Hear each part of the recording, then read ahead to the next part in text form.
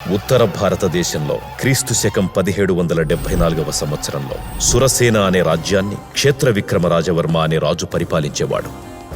అతనికి 2 కుమారులు. పెద్ద కుమారుడు క్షేత్రసింహరాజవర్మ మందబుద్ధి కలవాడు. రెండవ కుమారుడు బుద్ధిశాలి. చిన్న కొడుకు విషయంలో సంతృప్తిగా ఉన్న పెద్ద కొడుకు విషయంలో ఏదో తెలియని అసంతృప్తి. బయట ప్రపంచానికి తన పెద్ద కొడుకు గురించి తెలియకూడదని కోట నుండి బయటకు పంపించేవారు కాదు.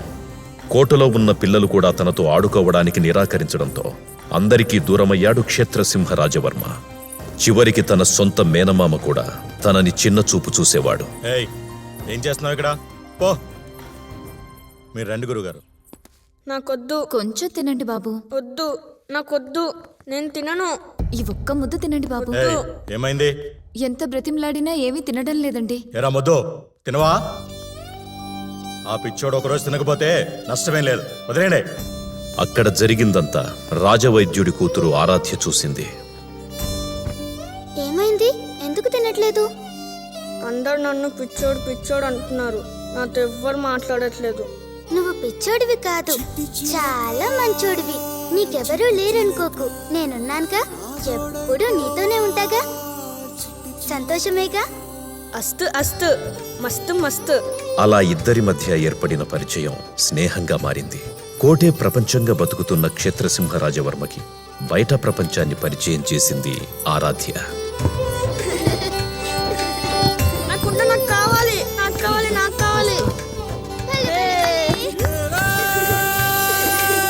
ఇలా రండి, ఇలా రండి.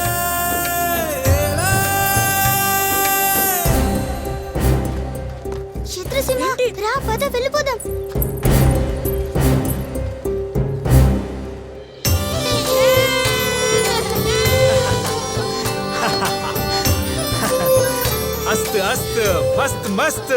పెరిగి పెద్దవాళ్లైన క్షేత్రసింహరాజవర్మ ఆరాధ్యలు ప్రతి క్షణాన్ని ఆనందంగా ఆస్వాదించారు. వాళ్ళిద్దరి మధ్య ఒకరినొకరు వదిలి ఉండలేనంత బంధం ఏర్పడింది.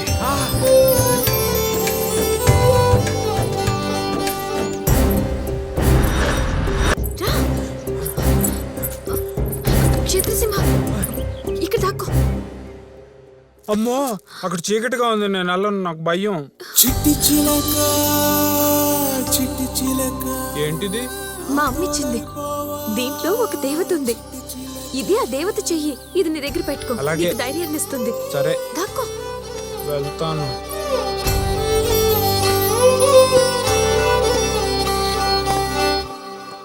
చిట్టి చిలక, చిట్టి చిలక, నా తోడైపోవా.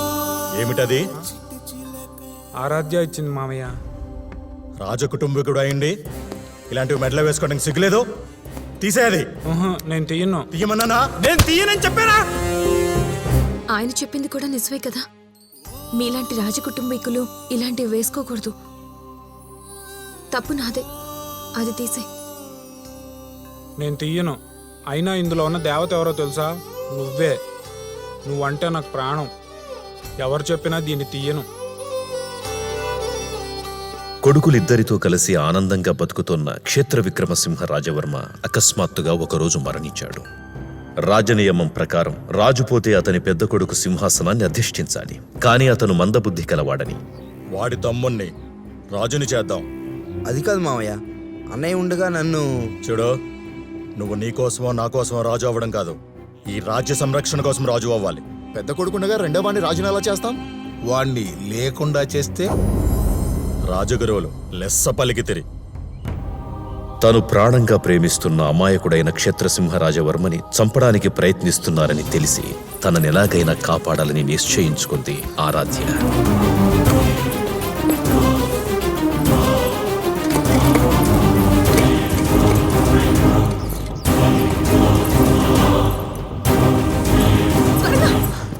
ఆగు, ఎక్కడికి తీసుకెళ్తున్నావు? నువ్వేం చేస్తున్నావు నాకు అర్థం కావట్లేదు.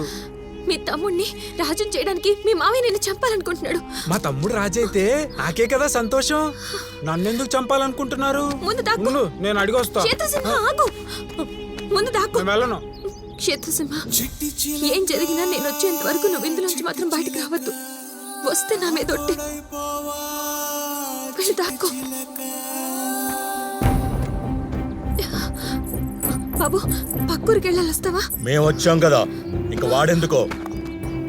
మీకు దండం పెడతాను, తనని తీసుకుని మీకు కనిపించినంత దూరం వెళ్ళిపోతాను.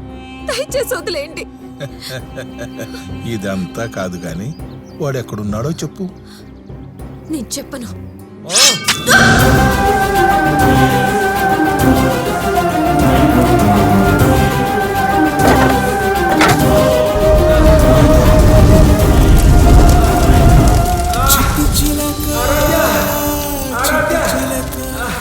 కొన ఊపిరితో కొట్టుకుంటున్న ఆరాధ్యని సజీవ సమాధి చేసి తన ఆత్మ ఎప్పటికీ బయటకి రాకుండా బంధించారు.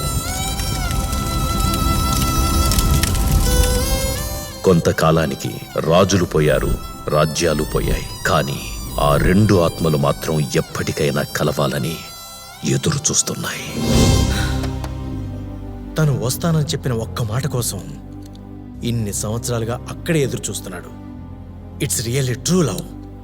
ఇప్పుడు చూడు, ఈరోజు లవ్ అంటున్నారు, రేపు బ్రేకప్ అంటున్నారు. Trash love. ఈ జనరేషన్లో లవ్కి వాల్యూ లేకుండా పోయింది.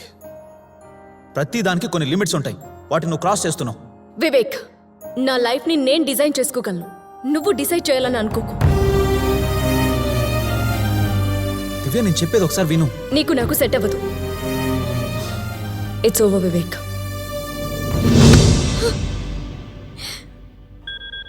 నేను రాస్తాను, ఇవ్వమ్మా. చూసుకుంటారా? Hello,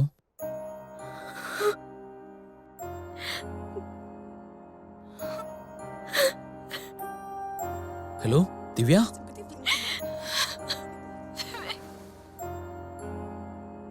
I'm sorry, I'm very sorry. నేను ఇప్పుడు తెలుసుకున్నా, లవ్ అంటే కలిసి ఉండడానికి కారణాలు వెతకాలి కానీ విడిపోవడానికి కాదు అని. It's okay Divya. Sorry Vivek, I'm so sorry. ఏమై ఉంటుందండి? ఏమీ లేదే, ఇద్దరు కలిసిపోయినట్టున్నారు. మందబుద్ధివాణ్ణి రాజుని చేయకూడదని అతన్నంత దారుణంగా కాల్చేశారా? ఓ, అందుకే మంట చూస్తే అతనికి అంత కోపం వస్తుందన్నమాట. అయినా దెయ్యాలకి లవ్ స్టోరీ ఏంటమ్మా? నాన్న, వాళ్ళ ఆత్మలుగా మారడానికి కారణమే ప్రేమ. ప్రేమకున్న శక్తి ఇంక దేనికి ఉండదు. ఇంట్లో నుంచి ఆత్మ బయటికి వెళ్ళాలంటే వాళ్ళిద్దరినీ కలపాలి. అయినా ఏంటండి అంత ఈజీగా చెప్తారు? ఏదో అస్థికలు తీసుకెళ్లి కాశీలో కలపమన్నట్టు. ఇక్కడ మేము పడే బాధలు మీకేం తెలుసు? వాళ్ళని నేను కలుపుతాను. ఇది చూడండి, ఆడదయ్యాన్ని మగదయ్యాన్ని కలుపుద్దంట. అమ్మా, ఆడదయ్యాన్ని మగదయ్యాన్ని కలపటమేనా? పెళ్లి కూడా చేస్తావా? పెళ్లి తర్వాత శోభనం కూడా చేస్తావా? నానా, నేను సీరియస్ గా చెప్తున్నాను నాన్న. అయినా ఆ ఆత్మను ఎక్కడ బంధించారో మనకు తెలియదు కదా. అదే కదా, కరెక్ట్గా తెలియదు కానీ ఆ అమ్మాయిని సజీవ సమాధి చేసిన స్థలం ఇక్కడి నుండి 5 కిలోమీటర్ల దూరంలో ఉందని మాత్రం తెలుసు.